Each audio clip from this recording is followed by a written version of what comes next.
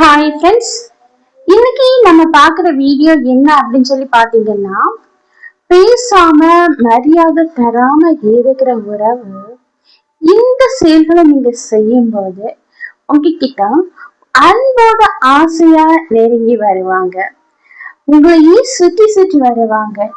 இது உங்க வாழ்க்கைக்கு பயனுள்ளதா இருக்கும் அப்படின்னு சொல்லி நினைக்கிறேன். அதனால லாஸ்ட் வரை ஸ்கிப் பண்ணாம பாருங்க. இப்ப நம்ம வீடியோக்குள்ள போகலாமா? பாருங்க, ரொம்ப அன்பா இருக்கிறேன், அக்கறையா இருக்கிறேன் அப்படின்னு சொல்லி ஆசையா அன்பை கொட்டி கொட்டி கொடுக்கறது, அவங்க பின்னாலேயே சுத்தி சுத்தி வர்றது. ஆனா இப்படி அன்பை கொட்டி கொடுக்கறதுனாலயோ அங்க பின்னால சுத்தி சுத்தி வர்றதுனாலயோ உங்க அன்பை அவங்களுக்கு புரியும் நினைக்கிறீங்களா? இல்லவே இல்லைங்க. கண்டிப்பா அவங்க அன்பு உங்களுக்கு புரியாது. நீங்க அவங்க பார்வைக்கு ஒரு அலட்சியமான, ஒரு மரியாதை இல்லாத நபராதான் தெரியும். இப்போ உங்க அன்பு புரியணும், உங்க மரியாதை திருப்பி நீங்க மீட்டு எடுக்கணும் அப்படின்னு சொல்லி விரும்புறீங்கன்னா கண்டிப்பா இந்த செயல்களை நீங்க செய்யும் போது உங்களை மதிக்காத அந்த உறவு உங்கள்ட்ட ரொம்ப மரியாதையா நடந்துக்குவாங்க, உங்ககிட்ட ரொம்ப ஆசையா நெருங்கி வந்தும் பேசுவாங்க. நிச்சயமா இது உங்க வாழ்க்கைக்கு பயனுள்ளதா இருக்கும். பாருங்க, அவங்க என்ன தப்பு பண்ணினாலும், என்ன உங்க மனசை கஷ்டப்படுத்தினாலும் நீங்க அட்ஜஸ்ட் பண்ணிட்டு போறேன் அப்படின்னு சொல்லிட்டு அவங்கள மன்னிச்சு மன்னிச்சு நீங்க ஏத்துட்டே இருப்பீங்க. உண்மையா இல்லையா? இப்படி மன்னிச்சு ஏக்குறதுனால அவங்க பண்ணல தவறு அவங்களுக்கு தவறுன்னு புரிய வரும்னு நினைக்கிறீங்களா? இல்லைங்க. அவங்க மனசுல என்ன தெரியுமா தோணும்?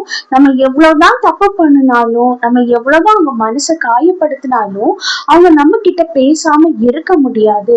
நிச்சயமா அவங்க நம்மளை தேடி வந்து பேசுவாங்க. நம்ம இல்லாத வாழ்க்கை அவங்க வாழ்ந்துட மாட்டாங்க அப்படிங்கிற அந்த எண்ணங்கள் மேலோங்கும் போது உங்க மேல இருக்கிற மதிப்பு, மரியாதை எல்லாம் குறைஞ்சு போகும்.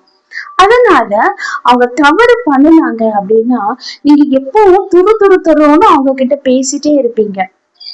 அவங்க என்னதான் காயப்படுத்தினாலும் இதுக்கு முன்னாடி அவங்க கிட்ட போய் பேசாம இருந்த நாட்கள் இருக்காது. இனி அப்படி இல்லாம நீங்க அவங்க பேசின வார்த்தை தவறு, இல்லைன்னா அந்த செயல் தவறு அப்படின்னு சொல்லி அவங்க உணரணும் அப்படின்னா கொஞ்சம் அமைதியா இருங்க. அவங்க கிட்ட இருந்து கொஞ்சம் அமைதியா மௌனமா இருங்க. இருந்துட்டு உங்க கடமையில நீங்க முழு கவனத்தை செலுத்தலாம்.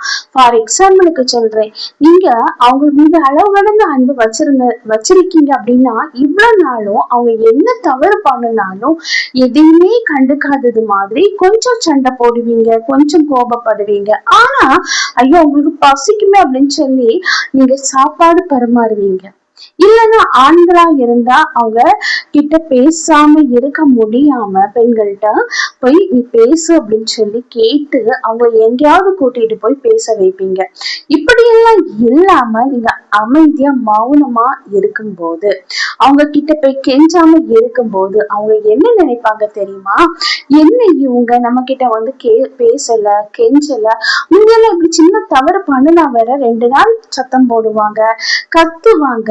அதுக்கு பிறகு சாதா எப்பவும் பேசுற மாதிரி பேசிடுவாங்களே. ஆனா இவங்க நடத்தையில வித்தியாசம் தெரியுதே அப்படிங்கிற அந்த பய உணர்வு அவங்களுக்குள்ள வர தொடங்கும். அதனால அமைதியா மௌனமா இருங்க.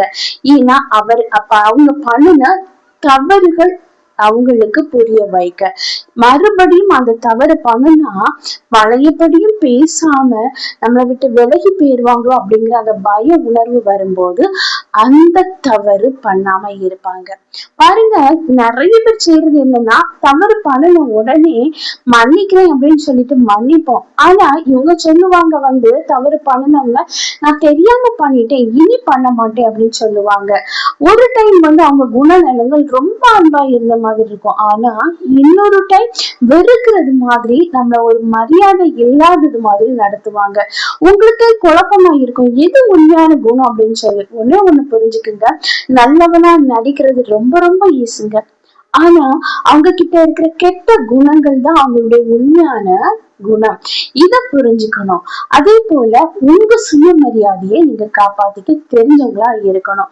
பாருங்க, சுயமரியாதை இழந்த ஒரு சூழ்நிலை, ரொம்ப அன்பா இருக்கிறேன், ரொம்ப அக்கறையா இருக்கிறேன் அப்படின்னு சொல்லிட்டு அவங்க வெறுக்கிறாங்க, நம்ம ஒரு அலட்சியமான ஒரு நபரா பாக்குறாங்க அப்படின்னு சொல்லி தெரிஞ்சா வேற என்ன பண்ணுவோம் அப்படின்னா அவங்க கிட்ட போய் கெஞ்சிட்டு நிற்போம், அவங்க பின்னால துரத்திட்டு இருப்போம். அப்போ அங்க உங்க சுயமரியாதை இழந்து போகுது. அந்த சுயமரியாதையோட நம்ம வாழணும் அப்படின்னா உங்க கண்கள்ல தன்னம்பிக்கை வரணும்.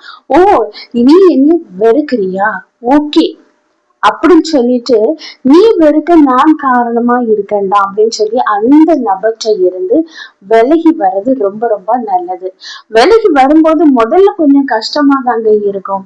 ஒண்ணு புரிஞ்சுக்குங்க, இன்னைக்கு நீங்க இவ்வளவு அலட்சியப்படுத்த காரணமே நீங்க தான் சொல்லுவேன்.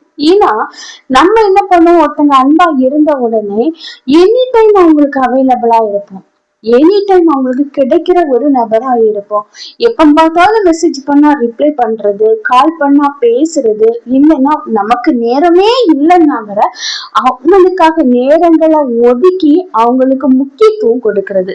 இப்படி இருக்கும்போது நம்மளுக்கு அங்க தன்மானம் இழந்து சுயமரியாதை இழந்து தான் நிற்போமே தவிர அவங்க கிட்ட இருந்த உண்மையான அன்பு கிடைக்கிறது ரொம்ப ரொம்ப ரொம்ப ரேர்.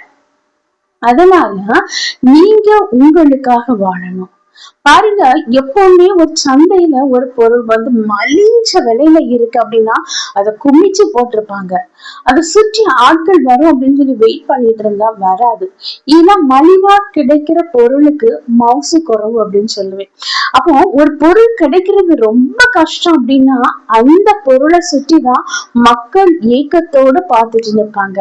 இது எதுக்காக எக்ஸாம்பிள் சொல்றேன் அப்படின்னா, நீங்க எளிதா அந்த நபருக்கு கிடைக்கும் போது இவங்களுக்கு வேற வேலையே இல்லை, இவங்க இப்படித்தான் அப்படிங்கிற ஒரு முடிவுக்கு வந்துட்டு உங்களை அலட்சியப்படுத்தலாம். அதனால நீங்க எனி டைம் பிஸியா மாறுங்க.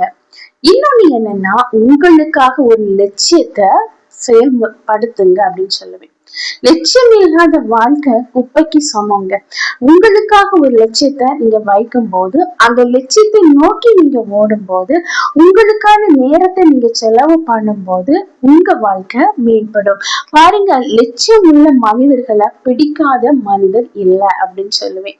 உங்களுக்கான லட்சியத்தை உருவாக்கிட்டு அந்த கோலை அடையிறதுக்கு உங்க கவனம் அந்த கோலை நோக்கி திருப்பும் போது இவங்களுக்கு பேசாம இருக்கிறாங்களே இவங்களை பற்றின அந்த சிந்தனைகள் கொஞ்சம் கொஞ்சமா கம்மியாகும்.